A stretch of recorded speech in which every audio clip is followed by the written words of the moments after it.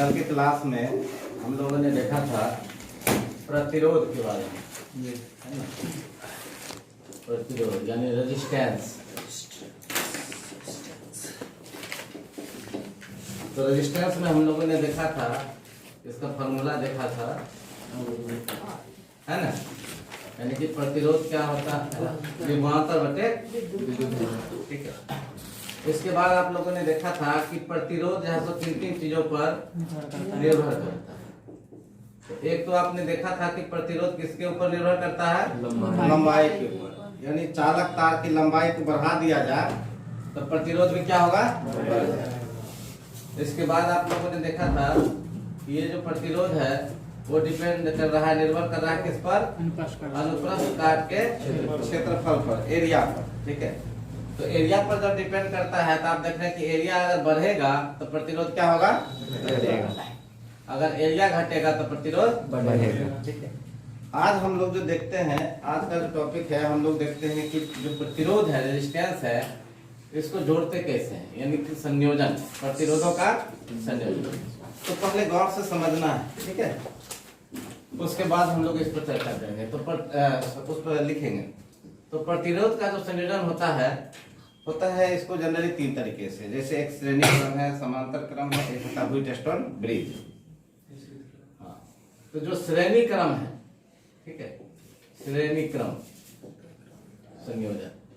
तो श्रेणी क्रम संयोजन क्या होता है, जरा इसको समझिए। जैसे मान लीजिए कि लोगों को एक, जैसे जितना भी अभी यहाँ पर स्टूडेंट है सभी को हम बोले एक लाइन में खड़ा हो जाइए। ठीक है।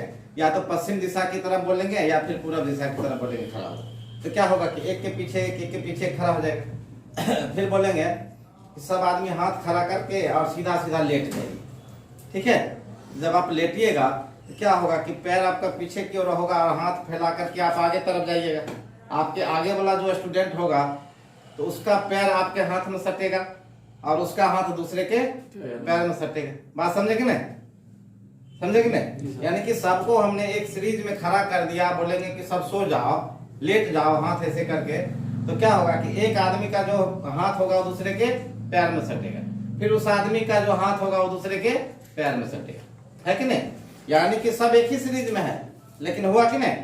यानी कि ये जो श्रेणी क्रम है, जरा देखिएगा, ये जो श्रेणी क्रम है ये क्या होता है,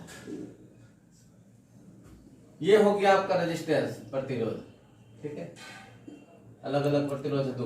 तो ये जो प्रतिरोध है, इस प्रतिरोध का पहला सिरा ये हो गया, दूसरा सिरा ये हो गया। फिर ये जो प्रतिरोध है इसका पहला सिरा ये हो गया, दूसरा सिरा ये हो गया।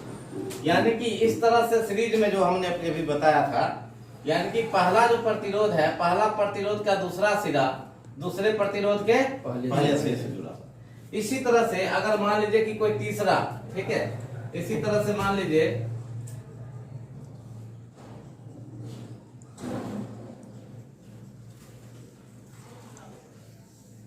जितना भी प्रतिरोध है, ये पहला सिरा हो गया, दूसरा सिरा हो गया, पहला हो गया, दूसरा हो गया, पहला दूसरा, पहला दूसरा। यानी कि ये जो फर्स्ट प्रतिरोध है, चार प्रतिरोध अभी आप दिखा रहे हैं, इसी तरह से होगा। यानी कि पहले प्रतिरोध का दूसरा सिरा दूसरे प्रतिरोध के पहला सिरा जुड़ा। फिर इसी तरह से जो दूसरा प्रतिरोध है, ये तीसरा प्रतिरोध है, तो तीसरा प्रतिरोध का पहला सिरा दूसरा प्रतिरोध के पहले सिरे, है ना। यानी तीसरा प्रतिरोध का पहला सिरा दूसरा प्रतिरोध के दूसरा सिरे। चौथा में देखिएगा, चौथा और तीसरा में तो क्या होगा कि तीसरे प्रतिरोध का दूसरा सिरा चौथे प्रतिरोध के पहला सिरा, है कि नहीं। यानी कि है सब एक ही सीरीज में, बस क्या होगा कि एगो का जो है सो हाथ दूसरे के पैर में सटेगा, दूसरे का पैर दूसरे के हाथ में सटेगा, है कि नहीं। यानी कि इस तरह से जो क्रम होता है, इस क्रम को क्या बोलते हैं, श्रेणी क्रम। अब इस श्रेणी क्रम में क्या होता है कि जो श्रेणी क्रम में जितना भी प्रतिरोध जुड़ा हुआ है, तो देखिएगा कि यहाँ जो विद्युत धारा है, विद्युत धारा, तो वो विद्युत धारा नहीं चेंज होगा, वो विद्युत धारा नहीं बदलेगा, विद्युत धारा हमेशा कांस्टेंट ही रहेगा। ठीक है, कांस्टेंट। लेकिन जैसे जैसे प्रतिरोध बढ़ता चला जाएगा तो क्या होगा कि जो वोल्टेज होगा, वोल्टेज वो क्या होते जाएगा, कम होते जाएगा। यानी ये जरूरी नहीं है कि पहले प्रतिरोध के समय यहाँ जो वोल्टेज है वही वोल्टेज आपको लास्ट में, ठीक है, हाँ, घटते चला जाता है, घट जाता है इसमें। और तीसरा चीज क्या है कि आप देख रहे हैं कि ये जितना भी प्रतिरोध है इसमें छोटा छोटा प्रतिरोध मिल करके क्या बना देता है, बड़ा प्रतिरोध। छोटा छोटा प्रतिरोध यानी पहला प्रतिरोध है, अगर इसको आप R1 है, इसको फिर जोड़ दीजिए R2 हो गया, इसको R3 और R4, इसी तरह से तो सबको जोड़ दीजिएगा तो क्या हो जाएगा, R हो जाएगा। ठीक है, जैसे अगर मान के चला जाए कि जैसे मान लीजिए कि पहला प्रतिरोध मान के चला जाए कि जो 3 ओम का है।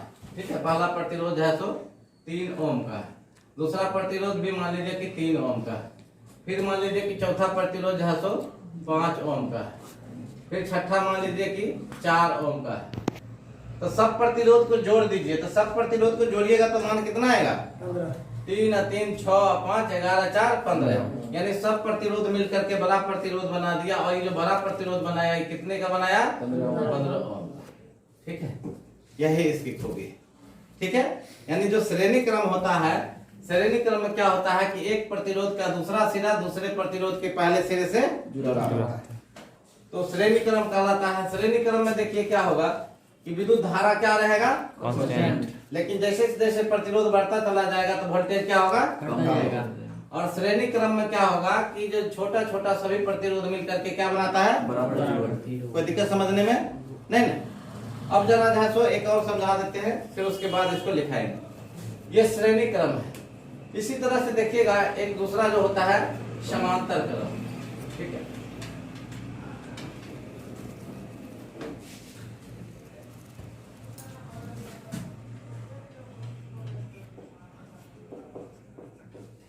समांतर। अब समांतर क्रम में क्या होता है कि जैसे कोई एक प्रतिरोध चला, ठीक है, और एक प्रतिरोध चला आगे चल करके क्या हो गया कि 2 भाग में बट गया। ठीक है, 2 भाग में बट गया, और फिर जो है सो इस तरह से चला।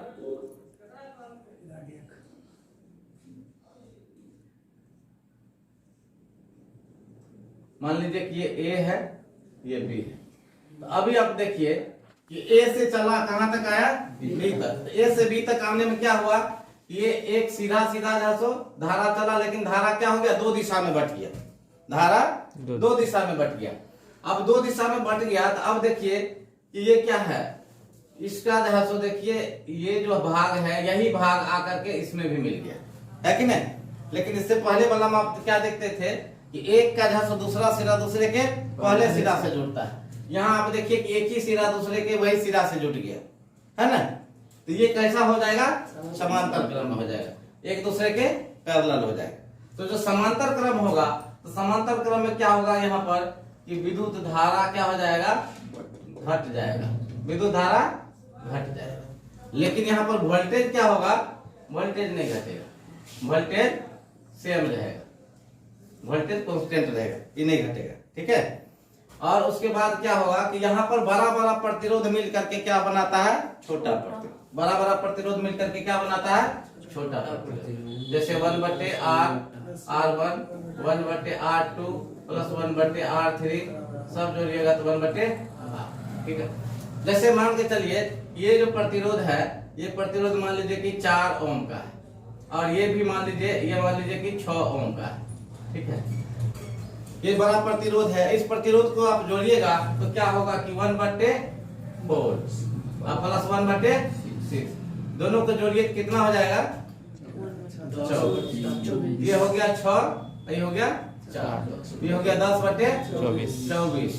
अब काट दीजिए 5/12, यानी 5/12। ये क्या हो गया, छोटा प्रतिरोध।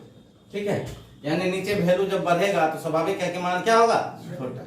यानी कि आप समांतर क्रम में देख रहे हैं, समांतर क्रम में क्या देख रहे हैं कि यहाँ पर बड़ा बड़ा प्रतिरोध मिलकर के क्या बना देता है, छोटा प्रतिरोध। दूसरा चीज देख रहे हैं कि यहाँ पर विद्युत धारा घटता है लेकिन वोल्टेज नहीं घटता। अब एक चीज देखिएगा यहाँ पर कि अभी इससे पहले आपने जो देखा था समांतर क्रम, ठीक है, सॉरी, ये जो श्रेणी क्रम देखा था और ये समांतर क्रम है। अब मान लीजिए कि ये जो धारा है, ठीक है, धारा कितने दिशा में बट गया, 2 दिशा में। 2 दिशा में बट के धारा बहना शुरू हुआ। अगर मान लीजिए एक तरफ ब्रेक भी हो जाएगा तो दूसरा तो चलते रहेगा ना। ठीक है, यानी कि ये जो समांतर क्रम है, इसी समांतर क्रम का प्रयोग हम लोग घर में करते हैं। एगो बल्ब फ्यूजो हो गया तो कोई टेंशन नहीं है, लेकिन इसमें देखिए कि एक सीरीज में है, एगो कोई चेन ब्रेक हुआ तो सब में ब्रेक हो जाएगा, है ना। इसलिए देखिएगा कि दीपावली के समय में जो घर को सजाने के लिए जो लाते हैं ना, जुगबुगिया जो कहते हैं, उसमें क्या होता है, कहीं भी एगो जहाँ सो फ्यूज हुआ, अब उसके बाद सारा खत्म, अब लालटेन जला के खोते रहो अकेले। तो ये अंतर समझे कि नहीं, ठीक है। यानी कि श्रेणी क्रम में क्या होगा कि कहीं भी फॉल्ट आएगा तो सारा विद्युत धारा प्रवाहित होना बंद। लेकिन इसमें क्या है समांतर क्रम में कि कहीं भी ब्रेक होने के बाद है सो विद्युत धारा दूसरे बल्ब में क्या होगा, चलते रहेगा। तो ये समझने में कोई दिक्कत है मनीष? अब इस पर हम लोग सवाल भी देखेंगे, तो पहले लिख लेते हैं, उसके बाद